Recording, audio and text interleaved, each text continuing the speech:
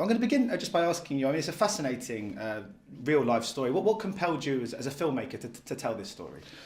Well, I guess the best way to answer this is to tell you how I got to it. I received the screenplay from Tim Bevan and Kate Solomon. The screenplay was written by Gregory Burke, great writer, Scottish writer. And so I read the screenplay. I knew about Entebbe already. And I immediately saw that the screenplay had a different point of view than the other movies made about the event. It wasn't approaching it from a military perspective. It was looking at the hostages, the interaction with the hijackers. It was looking at Shimon Peres, Isaac Rabin. And by doing that, it was open up the story to dimensions that had not been explored before and that were incredibly relevant for today's world.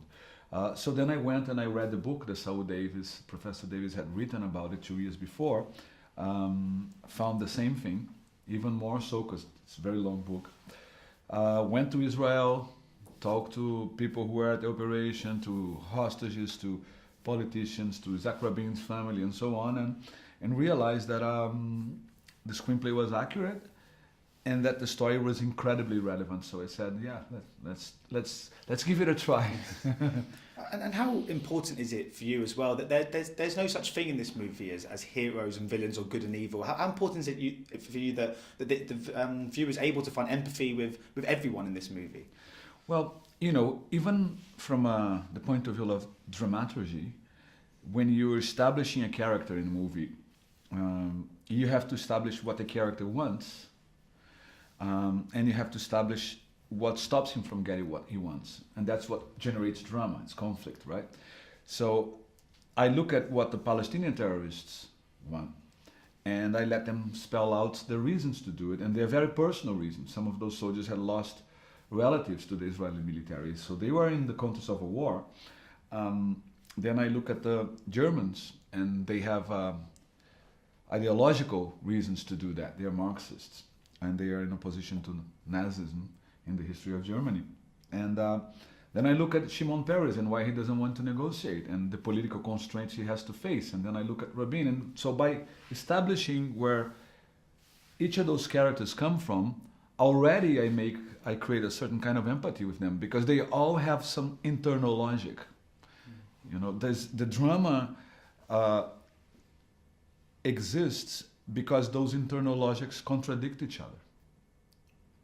And I mean, because also, I mean, to bring out them, they are very complex characters as well. And I mean, they've been left in wonderful hands with Rosamund and Daniel in this instance. You must have been thrilled to have both of them on board, and in particular Rosamund, who wouldn't be the first person that comes to mind for a role like this. So what was it that made her stand out? Well, no, there's a lot of actresses that came to us wanting to make the movie, some of them very famous. And I spoke to all of them. I spoke to Rosamund too. And right away, I realized that Rosamund was incredibly knowledgeable about this, very smart. So I asked her, can you speak German? And I had actually some actresses that had German as their language. And Rosamund said, yes, I can do it. And I'll do it perfectly. And I go like, but do you speak German? And she says, no, do it phonetically. I go like, oh my God. Anyhow, but she's such an incredible actress, and she was telling me she could do it. So let's roll with it. And lo and behold, she delivered incredible German.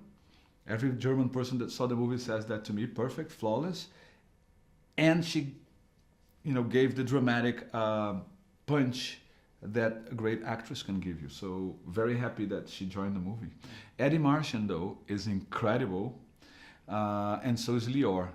So like the four main characters in this movie, I was very lucky to get those actors, And I mean, the film is also very creatively inclined. I love the Batshaver dance company, the dance sequences. What inspired that decision to have those kind of bookending this movie? A lot of the movie has to do with the constraints on politicians in Israel and Palestine to negotiate with each other.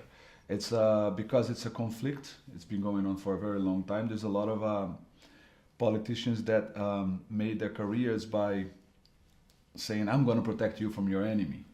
And in an environment like this, to say I'm going to sit down with them and talk is very hard and it's taxing politically. So I thought, how do I make a comment on that without writing something in a movie? And I knew already that dance. And what is the dance? The dance is a step on stage. They are all wearing Orthodox clothes. They perform dancing movements that suggest self-inflicted pain. And as the movie progresses and the dance progresses, they start to strip themselves of their clothes, of their orthodoxy.